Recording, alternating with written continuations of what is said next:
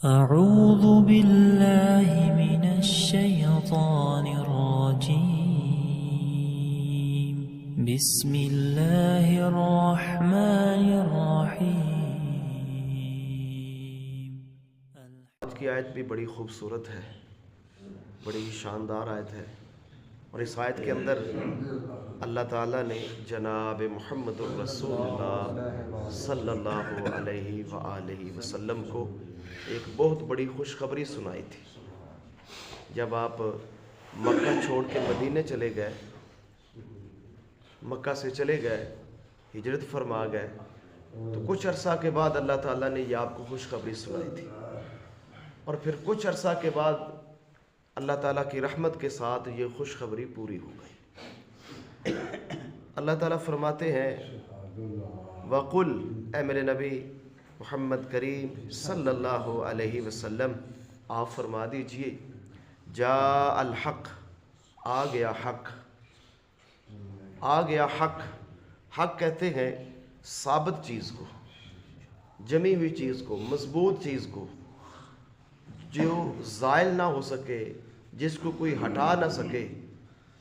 حق ہمیشہ حق ہوتا ہے، اور ثابت شدہ چیز کو حق کہتے ہیں. تو یہاں حق سے مراد ہے اسلام، کہ آ گیا اسلام. وَزَهَقَ الْبَاطِلُ، اور زائل ہو گیا باطل، مٹ گیا باطل. اِنَّ الْبَاطِلَ، بے شک باطل، کانا ہمیشہ سے ہے، زہوقا، مٹنے والا. یعنی باطل کو قرار نہیں ہے، قرار حق کو ہے. جو حق ہے اس نے ثابت رہنا ہے، اس نے مضبوط رہنا ہے. قرار اور ٹھکانہ حق کو ہے، باطل کو قرار نہیں ہے، ٹھکانہ نہیں ہے، کیونکہ باطل ہے ہی مٹنے والا. زہوقا فعول کے وزن کے اوپر ہے. اس کا مطلب یہ ہے کہ یہ مبالغے کا صیغہ ہے کہ ہاں باطل ہے ہی مٹنے والا. اگر حق والے ثابت قدم رہیں گے، حق والے حق کا ساتھ دیں گے، حق کے اوپر جمے رہیں گے، تو پھر ان کے سامنے باطل نہیں ٹھہر سکے گا. اگرچہ باطل کے ماننے والے زیادہ کیوں نہ ہوں، اور ہر طرف باطل ہی باطل کیوں نہ ہو، لیکن اگر اہل حق حق کے ساتھ مخلص ہیں، حق کے اوپر ڈٹے ہوئے ہیں، تو ان کے سامنے باطل نہیں ٹھہر سکے گا. تو یہ میرے محترم بھائیوں اللہ تعالیٰ نے نبی علیہ الصلوۃ والسلام کو خوشخبری سنائی تھی، اور پھر کچھ عرصہ کے بعد یہ خوشخبری پوری ہوئی. جب میرے نبی 8 ہجری کو مکے کے اندر داخل ہوئے، 10,000 کا لشکر آپ کے ساتھ ہے، اور بڑی شان و شوکت کے ساتھ، فاتحانہ شان کے ساتھ آپ مکے میں داخل ہو گئے. مکے والوں کو جرت نہ ہوئی کہ اللہ کے نبی کے سامنے ٹھہر سکے. کوئی ادھر بھاگ گیا، کوئی ادھر بھاگ گیا. پورے مکے کے دروازے میرے نبی محمد کریم علیہ الصلوۃ والسلام کے لیے اللہ تعالیٰ نے کھول دیے، اسلام کے لیے کھول دیے. اسلام آ گیا، حق آ گیا، اور باطل جو ہے وہ مٹ گیا، بھاگ گیا، باطل زائل ہو گیا. میرے نبی اسی شان کے ساتھ بیت اللہ کے اندر داخل ہوتے ہیں، کعبہ کے اندر داخل ہوتے ہیں. صحیح بخاری کے اندر حدیث موجود ہے، 4720 نمبر کے اوپر حدیث موجود ہے.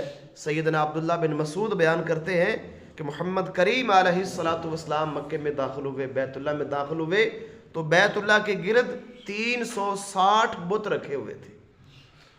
360 بت اور مجسمے کو اللہ کے نیک بندوں کے مجسمے بنا کے، ان کی شکلیں بنا کے بیت اللہ کے آس پاس رکھی ہوئی تھی.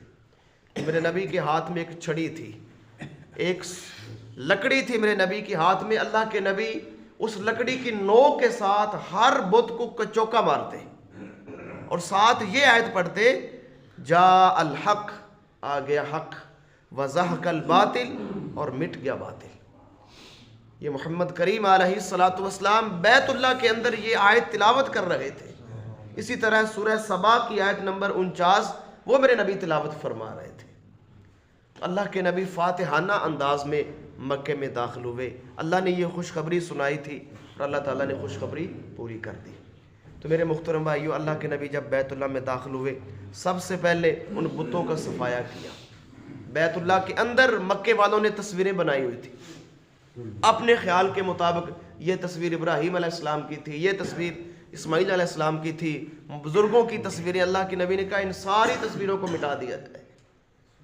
اور میرے محترم بھائیوں یہاں ایک مسئلہ سمجھنا ہے، اکثر گھروں میں دیکھنے میں آیا ہے کہ لوگوں نے اپنے پیر کی یا اپنے مرشد کی یا اپنے جس کی انہوں نے بیعت کی اس کی تصویر اپنے گھر کے اندر یا بیٹھے کے اندر لگائی ہوتی ہے۔ میرے محترم بھائیوں سخت ممنوع ہے۔ جب بیت اللہ کے اندر میرے محترم بھائیوں ابراہیم علیہ السلام کی تصویر نہیں بنائی جا سکتی، اسماعیل کی تصویر نہیں بنائی جا سکتی، محمد کریم علیہ السلام کی تصویر بیت اللہ کے اندر نہیں ہے، تو میرے اور آپ کے پیر کی جو ہم نے خود اس کو بنایا اس کی تصویر ہم کیسے لگا سکتے ہیں؟ میرے نبی نے فرمایا جس گھر کے اندر صحیح حدیث ہے، جس گھر کے اندر تصویر ہوگی اس گھر کے اندر رحمت کا فرشتہ داخل نہیں ہوتا۔ تو میرے محترم بھائیوں ان چیزوں سے بچنا چاہیے۔ اور کئی جگہ پہ تو محترم بھائیوں ہوٹلوں کے اندر اور بیٹھکوں کے اندر تو یہ دیکھنے میں آیا ہے کہ جو انڈین اینکر ہیں یا انڈین فلمی اداکار عورتیں ہیں ان کی تصویریں لگی ہوتی ہیں۔ مسلمانوں کے گھروں کے اندر، مسلمانوں کے کاروبار مراکز کے اندر ان ہندوؤں کی تصویریں جو میرے محترم بھائیوں پلید ہیں، مشرک ہیں، نجس ہیں، جن کو قرآن کہتا ہے کہ وہ پالید ہیں، ناپاک ہیں، ان کی تصویریں میرے محترم بھائیوں مسلمانوں کے ہوٹلوں کے اندر یا مسلمانوں کے حماموں کے اندر یا دیگر چیزوں کے اوپر، تو میرے محترم بھائیوں یہ لمحہ فکریہ ہے۔ تو جناب محمد الرسول اللہ صلی اللہ علیہ وسلم نے پورے بیت اللہ کو تصویروں سے، مجسموں سے، بتوں سے، شکلوں سے پاک فرما دیا، اور یہ ڈیوٹی لگائی میرے نبی نے سیدنا علی المرتضیٰ رضی اللہ تعالی عنہ کی کہ جتنی تصویریں خانہ کعبہ کے اندر ہیں ان کو مٹا دیجیے۔